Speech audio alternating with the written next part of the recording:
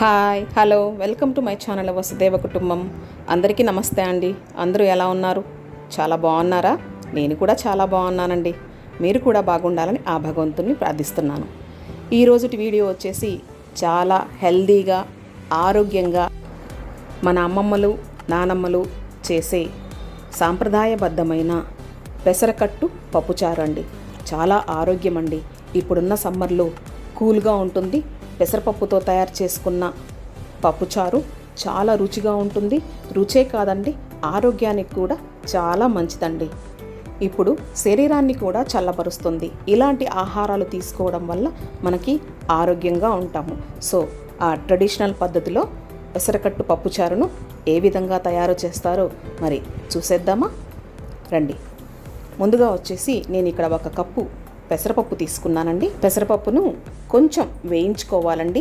ఎందుకంటే మనము ట్రెడిషనల్గా అమ్మమ్మల కాలం నాటి పద్ధతిలో చేస్తున్నాం కనుక మా అమ్మమ్మ అయితే ఏ పప్పునైనా ఇలా కొంచెం వేయించుకుంటే చాలా బాగుంటుంది అని చెప్పారు. అప్పటి నుంచి నేను మ్యాక్సిమం పప్పు ఏదైనా కూడా రుచి పెరగాలి అంటే కొంచెం దోరగా వేయించుకోవాలండి.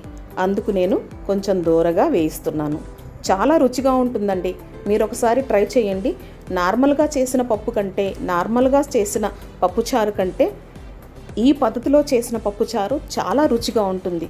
రుచే కాకుండా ఆరోగ్యాన్ని పెంపొందిస్తుంది. అందుకనేసి నేను ఇలా లైట్గా ఫ్రై చేస్తున్నానండి. ఎక్కువగా ఫ్రై చేయకుండా లైట్గా ఫ్రై చేసుకోవాలి. ఇలా ఫ్రై చేయడం వల్ల చాలా రుచి పెరుగుతుందండి. ఇక ఫ్రై అయితే అయిపోయాయి. ఇక స్టవ్ ఆఫ్ చేసేసి చల్లార పెట్టుకోవాలి. చల్లారాక నేను ఇక్కడ కుక్కర్ తీసుకున్నానండి. అందులో వేసి కొంచెం వాష్ చేసుకోవాలి లైట్గా. ఇవి ఒకసారి వాష్ చేసి తీసుకొస్తాను. ఇదిగోండి వాష్ చేసి తీసుకొచ్చాను. ఇక 1 కప్పు పెసరపప్పుకి 1 కప్పు వాటర్ అయితే వేసానండి. మళ్ళీ కావాలంటే యాడ్ చేసుకోవచ్చు. ఇక్కడ 2 టమోటాస్ అయితే నేను వేసుకున్నాను. ఆ తర్వాత 1 ఆనియను, 2-3 పచ్చిమిర్చి ఇలా కట్ చేసి వేసుకున్నానండి. ఇక ఆ తర్వాత కొంచెం పసుపు యాడ్ చేసుకుంటానండి, 1 టీ స్పూను.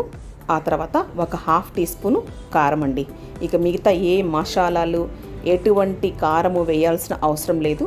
కరెక్ట్గా సరిపోతుంది. కొంచెం ఆయిల్ వేసాను పొంగకుండా ఉండడం కోసం. ఇక మూత పెట్టేసుకొని స్టవ్ ఆన్ చేసుకుంటున్నాను. స్టవ్ ఆన్ చేసుకొని ఇక 2 విజిల్లు వచ్చేంత వరకు ఉడికించుకోవాలండి పప్పును. చాలండి, పెసరపప్పు అయితే 2 విజిల్ అయితే సరిపోతుంది, ఎక్కువ అవసరం లేదు. ఆలోపు కొంచెం చింతపండును నానబెట్టుకున్నాను. ఆల్రెడీ ఒక 10 మినిట్స్ ముందే చింతపండును అయితే నానబెట్టేసానండి. దీన్ని గుజ్జంతా తీసేసి రెడీ చేసుకోవాలి. చింతపండు బదులు మీరు నిమ్మరసం వేసుకున్నా కూడా చాలా బాగుంటుందండి. ఇదిగోండి ఇలా రెడీ అయితే చేసేసుకున్నాను. ఇక విజిల్ వచ్చేస్తుంది. ఇక 2 విజిల్లు అయితే వచ్చేసాయి. స్టవ్ ఆఫ్ చేసి చల్లార పెట్టాను. ఇక ఈ విధంగా పప్పు అయితే బాగా ఉడికిపోయిందండి. ఇందులో కొంచెం సాల్ట్ వేసుకొని పప్పును బాగా వెనుపుకోవాలి. నేను ఇక్కడైతే కల్లుప్పు వేస్తున్నానండి. ఇది ఆల్రెడీ పెసరపప్పు చాలా త్వరగా ఉడికిపోతుంది, మెత్తగా అయిపోతుంది. ఎక్కువగా అవసరం లేదు. ఎందుకంటే టమోటా, ఆనియన్స్, పచ్చిమిర్చి వేసాము కదా, అవి మెదగడం కోసమే కొంచెం లైట్గా వెనిపితే బాగుంటుందండి. ఇక ఈ విధంగా అయితే వెనిపేశాను. ఇందులో ఇందనక మనము చింతపండు రసం తీసాం కదా, ఆ చింతపండు రసాన్ని ఇందులో వేసుకోవాలండి. ఇక తగినన్ని వాటర్ వేసుకోవాలి. మీకు ఎంతటి చిక్కదనం కావాలి అంటే ఆ విధంగా వాటర్ వేసుకోవాలి. నేనైతే ఇంకా కొన్ని యాడ్ చేస్తాను తర్వాత. ఆ తర్వాత మళ్ళీ ఒక పాన్ పెట్టుకొని స్టవ్ ఆన్ చేసుకున్నాను. ఇందులో ఆయిల్ వేసుకున్నానండి పోపు వేసుకోవడం కోసం. ముందుగా జీలకర్ర 1 టీ స్పూను, ఆవాలు 1 టీ స్పూను, మినప్పప్పు 1 టీ స్పూను. ఇలా ఈ 3 కొంచెం లైట్గా ఫ్రై అయ్యాక ఇందులో ఒక 4-5 వెల్లుల్లి రెబ్బలు, తగినన్ని ఆనియన్స్ అన్నమాట. మనకు ఏ విధంగా అయితే ఇష్టపడతాము. నేను పప్పుచారులో ఆనియన్స్ బాగా వేస్తానండి, అందుకు కొంచెం ఎక్కువగానే యాడ్ చేస్తున్నాను. ఇక ఫ్రెష్గా ఉన్న ఫ్రెష్ కర్రీ లీవ్స్, కరివేపాకు ఇలా వేసేసుకొని అన్నీ పోపు పెట్టేసుకోవాలండి. ఇక కారము ఎటువంటి వేయాల్సిన అవసరం లేదండి. పప్పుచారు చాలా రుచిగా ఉంటుంది. అసలు పెసరకట్టు పప్పుచారు ఈ విధంగానే చేస్తారు ట్రెడిషనల్గా. సో ఇదే విధంగా ప్రాసెస్ చాలా బాగుంటుందండి. ఆనియన్స్ అయితే బాగా ఫ్రై చేసుకోవాలి. ఇదిగోండి ఇంతవరకు అయితే ఫ్రై అయ్యాయి. ఇక పెసరపప్పును అనేది ఇందులో కొంచెం వేసుకుంటే పోపు బాగా వస్తుందండి. ఆ తర్వాత దీన్ని మళ్ళీ తిరగతిప్పి ఇందులో వేసేయాలండి. ఇలా వేసేసాక ఇది స్టవ్ ఆన్ చేసుకొని స్టవ్ మీదనే పెట్టుకొని కాచుకోవాలి. ఇదిగోండి స్టవ్ ఆన్ చేసి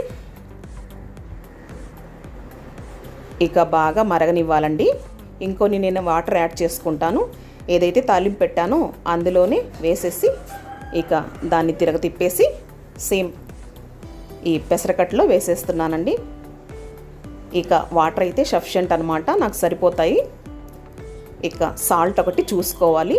ఇది బాగా 2-3 పొంగులు వచ్చేంత వరకు ఉడికించుకోవాలి. ఇక కారము ఎటువంటి మసాలాలు వేయాల్సిన అవసరం లేదండి. చాలా రుచిగా ఉంటుంది పెసరకట్టు పప్పుచారు. ఇక కొంచెం టేస్ట్ చూస్తే మనకి సాల్ట్ ఏమన్నా తక్కువగా ఉంటే వేసుకోవచ్చండి. కొంచెం సాల్ట్ తక్కువగానే ఉంది, నేను ఇంకొంచెం సాల్ట్ యాడ్ చేస్తున్నానండి. ఇక సరిపోతుంది. ఇది 2-3 పొంగులు వచ్చాక స్టవ్ కట్టేయడమేనండి. చాలా ఈజీ అండి, సింపుల్గా 10 నిమిషాల్లో తయారైపోతుంది. ఎటువంటి వారైనా తయారు చేయొచ్చు. ట్రెడిషనల్ తక్కువ ఇంగ్రీడియంట్స్తో ఎక్కువ రుచిగా ఉండే పెసరకట్టు పప్పుచారు చాలా సులభం అండి, ఈజీగా చేసేసుకోవచ్చు. అందులో ఆరోగ్యం కూడా చాలా మంచిదండి పెసరకట్టు పప్పుచారు. ఇక ఈ విధంగా 2-3 పొంగులు వచ్చి తెరలేక స్టవ్ ఆఫ్ చేస్తున్నానండి. అంతే, ఇక చల్లారాక కొంచెం సర్వింగ్ బౌల్ తీసేసుకోవడమే. చాలా ఈజీ అండ్ సింపుల్ మెథడ్లో పెసరకట్టు పప్పుచారు రెడీ అండి. అమ్మమ్మ వాళ్ళు చేసే ట్రెడిషనల్లో పెసరకట్టు పప్పుచారు చాలా బాగుంటుంది.